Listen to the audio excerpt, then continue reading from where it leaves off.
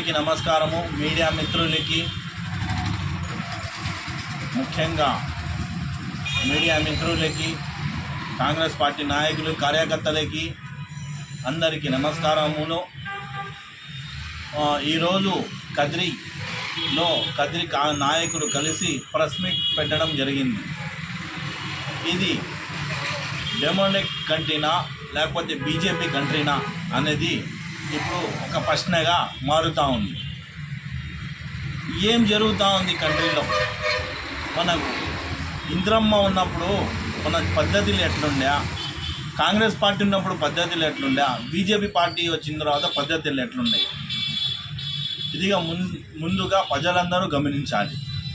ఎందుకంటే ఈరోజు కాంగ్రెస్ పార్టీ అభ్యర్థి నామినేషన్ వేయడానికి చిత్తూరు జిల్లా రామకుప్పంలో జెడ్పీటీసీగా నామినేషన్ వేయడానికి పోయినందుకు అదే పార్టీకి చెందిన డీసీసీ అధ్యక్షులు కారును అధికార ప్రతినిధి వాళ్ళని దౌర్జన్యంగా దొబ్బి కారును ధ్వంసం చేయడం జరిగింది. ఇది ఏమి కంట్రీ అనేది మా ప్రశ్న. ఇది బీజేపీ నాయకులు, టీడీపీ నాయకులు, జనసేన నాయకులు కలిసి రౌడీ రాజ్యంని నిర్వహిస్తున్నారు. దీనికి కాంగ్రెస్ పార్టీ వ్యతిరేకంగా ఖండిస్తూ ఉంది. ఇది డెమోక్రటిక్ కంట్రీ అని ఇంకోతూరి మేలుకోవాలి.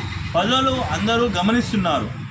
మీకు గెలిచే సత్తా లేనప్పుడు చేసే ముఖ్య పని ఏమంటే రౌడీలను దింపి కొట్టించడం. గెలిచే సత్తా ఉన్నవాళ్ళు ఎప్పుడు కానీ రౌడీలన్నీ కానీ ప్రజలు వెనకాల ఉంటే ఎన్ని నామినేషన్లు వేసుకున్నా మనం గెలవగలం అనే అతను ఎప్పుడు కానీ రౌడీయిజం, గుండాయిజం చేయలేని పద్ధతి. లేరు నాకెవరు లేని అనేవాడు అతనే రౌడీయిజం, గుండాయిజం చేసేది.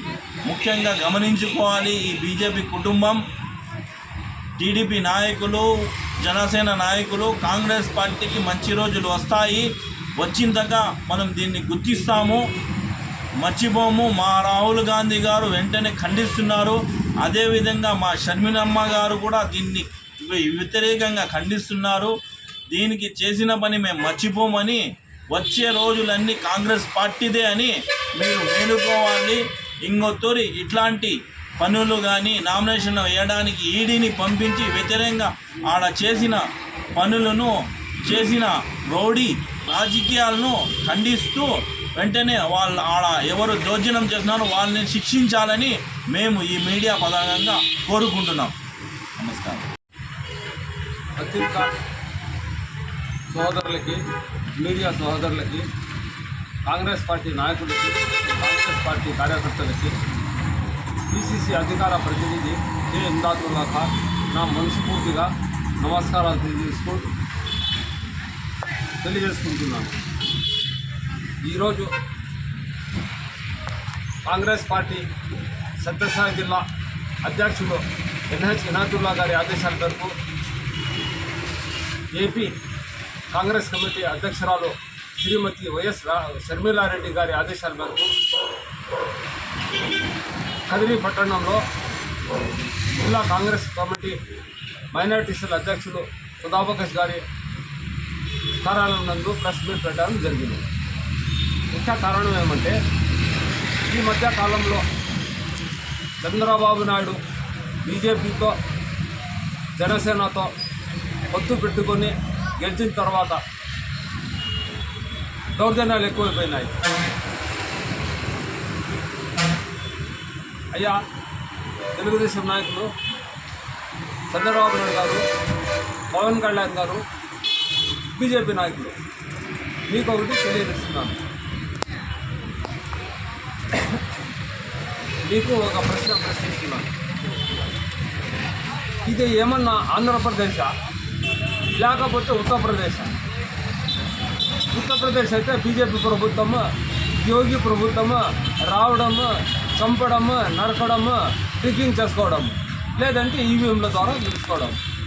ఇది ఆంధ్రప్రదేశ్, ఇది ప్రజాస్వామ్యం. ఇది చంద్రబాబు నాయుడు గారు, మీరు ఒకప్పుడు మా పార్టీలో వాళ్ళు నేర్చుకున్న వాళ్ళే.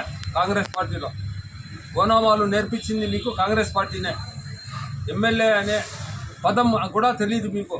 అప్పుడు మీరు శ్రీ వెంకటేశ్వర యూనివర్సిటీకి స్టూడెంట్ చైర్మన్గా ఉన్నప్పుడు మీ అంటే మంచి యువకుడు అని చెప్పి కాంగ్రెస్ పార్టీ వారు మీకు ఎమ్మెల్యే టికెట్ ఇప్పించారు. గల్లా అరుణకుమారి వాళ్ళ నాయన గారు. దాని గురించి నేను వెళ్ళానంటే మీ బండారం అంతా బయటపడిపోతుంది. గల్లా అరుణకుమారి గారి తండ్రి మీరు ఏం మాట ఇచ్చిండ్రి, మీకు ఎందుకు ఆయన ఎమ్మెల్యే టికెట్ ఇచ్చారు, ఎందుకు గెలిపించారు, ఎందుకు మంత్రి పదవి ఇప్పించారు అని చెప్పి నేను నోరు ఇప్పినానంటే మీ బండారం అంతా బయటపడిపోతుంది. బయటపడినా కూడా నాకేం చేసుకోలేరు దేవుని దయ వల్ల. 65 ఏళ్ళు నాకు. ఈ మధ్యకాలంలో ఎవరో అంటే వాళ్ళు ఫోన్ చేయడం, బెదిరించడం, నీకు చంపేస్తాం, నీకు అదిచ్చేస్తాం, నరికేస్తాం అని చెప్పి రోడ్లో పోతా ఉంటాను, ఒంటరిగా పోతా ఉంటాను. రాండి చూసుకుందాము. నేను భయపడేవాడిని కాదు, దేవుని వరము, బతికే ఉన్నాను. నేను దేవుడిచ్చిన ధైర్యంతో ఒకటి చెప్పగలుగుతున్నాను. నన్ను బెదిరించే వారికి, నన్ను ఒకవేళ చంపే ప్రయత్నం చేసినా కూడా నేను సిద్ధంగా ఉన్నాను. ఒకటి నేను చనిపోవడానికి కూడా సిద్ధంగా ఉన్నాను. ఒకటి గుర్తుపెట్టుకోండి బాగా, నేను పోతూ నేను ఒకరినే పోను, నా జతకి 2 ముగ్గురు తీసుకొని వెళ్తాను. అది గుర్తుపెట్టుకోండి.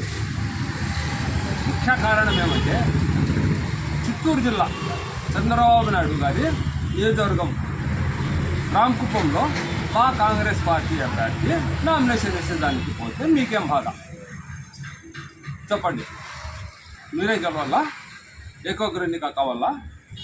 మా కాంగ్రెస్ పార్టీ వాళ్ళు వేయకూడదా? ఇది ప్రజాస్వామ్యం కాదా?